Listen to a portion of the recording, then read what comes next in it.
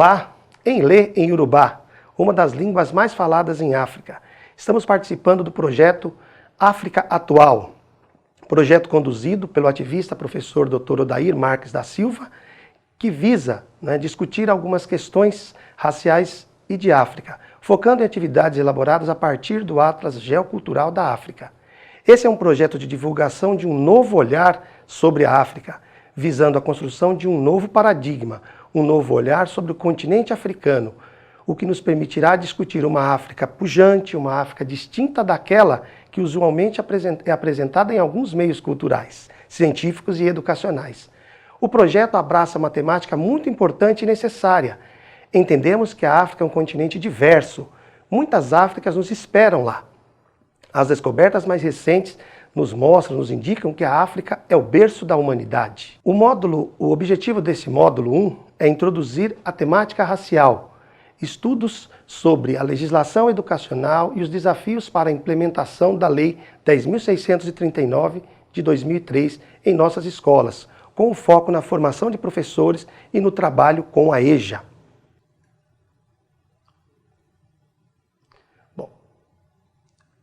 O objetivo desse módulo, então, é introduzir a temática racial, estudos sobre a África, a legislação e os desafios para a implementação da Lei 10.639 em nossas escolas. Vejamos como as desigualdades entre brancos e negros foram construídas historicamente e como os negros escravizados participaram da produção da riqueza em nosso país. Vamos ver uma fala do professor Boris Fausto.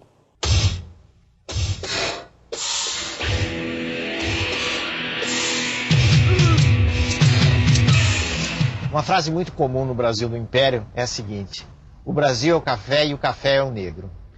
O que quer dizer isso? Que o café, a produção do café se baseava muito no trabalho escravo. No quadro internacional, o sistema escravista entrou em crise. E entrou em crise porque a Inglaterra começou a se industrializar, o comércio de escravos deixou de ser do interesse dos ingleses e eles procuraram criar aquilo que se chamou de um mercado internacional de mão de obra livre. Então os ingleses começaram a combater a escravidão em todo o mundo e começaram a apresar os navios negreiros que transportavam escravos, sobretudo no comércio do Atlântico. Ao realizar essa política, os ingleses necessariamente iriam se confrontar com os interesses brasileiros, de uma elite brasileira que vivia da escravidão. Mas na realidade os brasileiros não tinham a menor intenção, nem os grandes proprietários, nem os negociantes de escravos, de acabar com o tráfico de escravos e a escravidão no Brasil.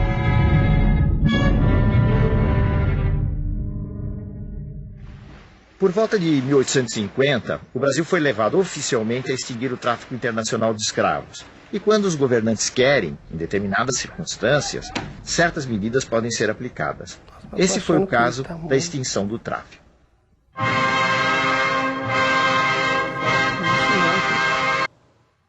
Durante todo o período de vigência da escravidão, como podemos observar no vídeo, a base de sustentação do sistema econômico e social teve como mão de obra escrava, que era composta por indígenas e principalmente por negros, que eram explorados e submetidos a condições desumanas de vida por ordem dos colonizadores.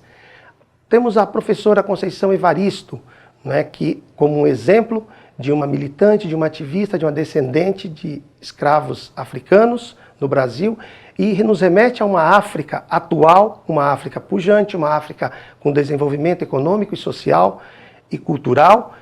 A professora Conceição Evaristo, em 2018, ela pleiteou a entrada na Academia Brasileira de Letras. Como uma doutora em literatura comparada pela Universidade Federal Fluminense, teve a sua entrada negada ou não aceita. Na ocasião, saudou-se a possível entrada da primeira mulher negra na academia.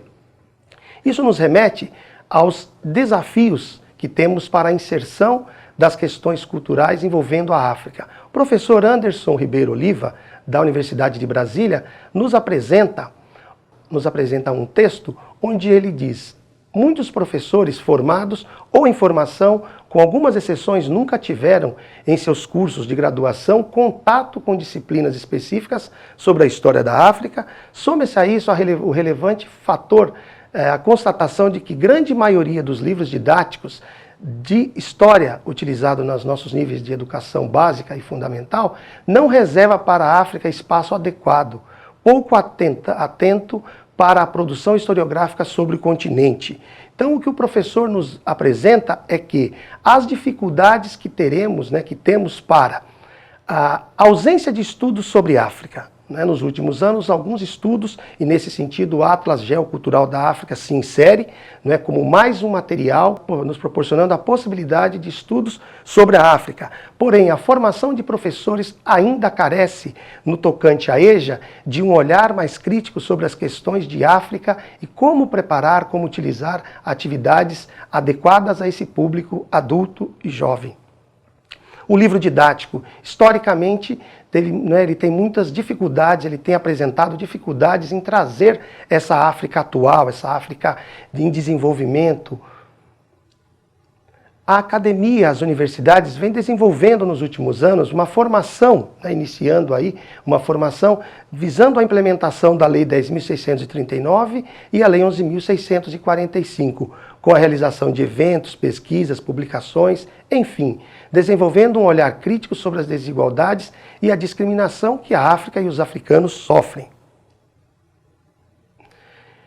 Estamos falando de direitos, direito que foram garantidos pela Constituição Federal de 1988, que diz, em seu artigo 205, a educação, direito de todos e dever do Estado e da família, será promovida e incentivada com a colaboração da sociedade, visando o pleno desenvolvimento da pessoa, seu preparo para o exercício da cidadania e sua qualificação para o trabalho. Por que estamos trazendo a Constituição? Porque estamos pensando na EJA, a EJA, Educação de Jovens e Adultos, esse segmento da nossa educação básica que apresenta uma relação muito próxima com a negação dos direitos e a escravidão. No entanto, ainda que a EJA tenha uma forte presença de alunos negros, isso não significa que o pertencimento étnico-racial e as discussões sobre a história e a cultura afro-brasileira e africanas integrem o currículo e as práticas pedagógicas desenvolvidos nas salas de EJA. Historicamente, a educação de jovens e adultos é marcada pelos elevados índices de analfabetismo, como pode ser observado nos dados apresentados na tabela que se segue. Nós temos um percentual que, desde o ano de 1900 até o ano de 2010, ele é um percentual muito elevado. Se compararmos, realizarmos um recorte com as questões envolvendo os dados sobre as pessoas negras, a gente tem um dado do IBGE de 2010, em que diz que quase 13 milhões de pessoas com 15 anos ou mais, na condição de analfabetas, 66,7% eram negros. Ao pensarmos no ensino da África para a EJA, devemos observar o currículo escolar. E o currículo que nós temos é um currículo que tem uma marca de uma hegemonia, de um eurocentrismo e que não retrata as desigualdades da escolarização da população negra. Como trabalhar as questões que envolvem a África em nossas escolas e salas de EJA? Partindo de onde? De quais currículos?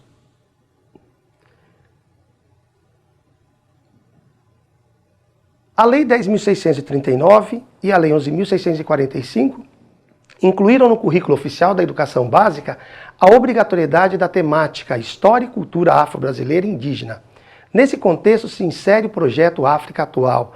A partir do estudo do Atlas Geocultural da África, objetivamos apresentar, conhecer e problematizar uma África moderna, potente, com riquezas naturais, uma cultura pujante e economia em crescimento, superando uma visão negativa, preconceituosa e desatualizada de África. Nesse sentido, a formação de professores proposta visa ampliar o repertório, propondo práticas para que o professor consiga desenvolver um novo olhar sobre a África e sobre os países africanos em sala de aula. Nosso objetivo é abordar este conteúdo de forma interativa e dinâmica, ressaltando saberes, conteúdos e sua importância, bem como apresentar algumas possibilidades de utilização do Atlas Geocultural da África Devemos trabalhar as questões que envolvem o estudo da África, não apenas em datas pontuais, como 13 de maio e 20 de novembro, né, o período da abolição. Vamos ver um vídeo agora que vai retratar um pouco esse período, esse processo de abolição.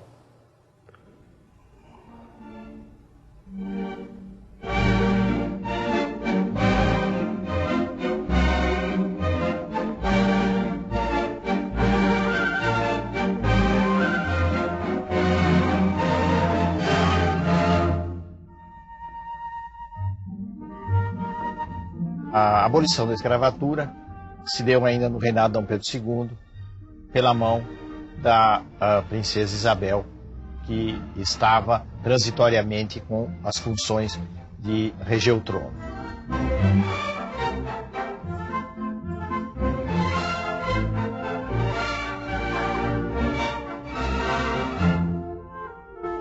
Lei número 3.353, de 13 de maio de 1888. A princesa imperial regente, em nome de Sua Majestade, o Imperador, o Sr. D. Pedro II, faz saber a todos os súditos do Império que a Assembleia Geral decretou e ela sancionou a lei seguinte. Artigo 1º. É declarada extinta desde a data desta lei a escravidão no Brasil. Como vimos no vídeo que trata da abolição da escravatura, um dos momentos mais marcantes da nossa história rumo à conquista de direitos, lembrando que a abolição não foi feita apenas por uma pessoa, né? Existiu todo um movimento, né, de ativistas em prol da abolição. Essa abolição, da maneira como se deu, não melhorou a vida dos negros brasileiros. A lei não veio acompanhada de políticas públicas. Passados mais de um século da abolição, e a partir das lutas do movimento negro, nós temos o 20 de novembro como uma data histórica e um feriado em alguns locais. Vamos problematizar essa data? A charge apresentada nos mostra o feriado do Dia da Consciência Negra. Não podemos só discutir a situação do negro no Brasil e na escola somente em datas específicas. O 13 de maio, o 20 de novembro. A charge apresenta os negros trabalhando no feriado, enquanto outros desfrutam, né, enquanto outros descansam. Isso nos mostra uma possibilidade de discussão, podemos iniciar uma discussão na escola. Um dos caminhos para que a gente possa discutir as questões étnico-raciais na escola são projetos interdisciplinares com temas transversais. Nesse caso, precisamos também olhar um pouco mais para os nossos projetos político-pedagógicos. Em que medidas inserimos as questões envolvendo a África nesses projetos? Nossa proposta é de propor ações para além das datas pontuais, o 13 de maio e o 20 do 11. Podemos trabalhar durante o ano todo. Podemos realizar ações que abordam a temática em forma de oficinas, palestras e aulas. E o que as datas 13 de maio e o 25 de maio, por exemplo, como Dia Internacional da África, que pode ser reservada para a culminância das ações? A Base Nacional Comum Curricular. A Base Nacional Comum Curricular, uma normatização, ela pouco interfere nas questões relacionadas às propostas para a EJA. A BNCC se apresenta de maneira muito rasa sobre as questões da EJA, não são aprofundadas, bem como não aprofundam as discussões sobre a Lei 10.639, que por sinal está acima da BNCC, que não trata especificamente da EJA. Caminhando para a conclusão desse nosso primeiro módulo, informamos que no próximo módulo vamos nos aprofundar no Atlas Geocultural da África. Atlas Geocultural da África, um olhar do brasileiro professor Odair Marques da Silva, que se inclui nesse trabalho de mostrar um continente ainda pouco conhecido devido à forte influência eurocêntrica nos meios de comunicação e educação. O Atlas Geocultural está dividido em 6 capítulos e que será tratado em nosso próximo encontro. A estrutura segue uma capa antes de cada capítulo com dados e mapa dos países que compõem aquela região geográfica da África. Textos com a capital, a área, população, parques nacionais e línguas. Aí uma questão à parte, pois temos em África mais de 2.000 línguas que são faladas. E aí eu me despeço, Oda Abo, em Yorùbá, uma língua especificamente da Nigéria e que influenciou a cultura e a língua brasileira.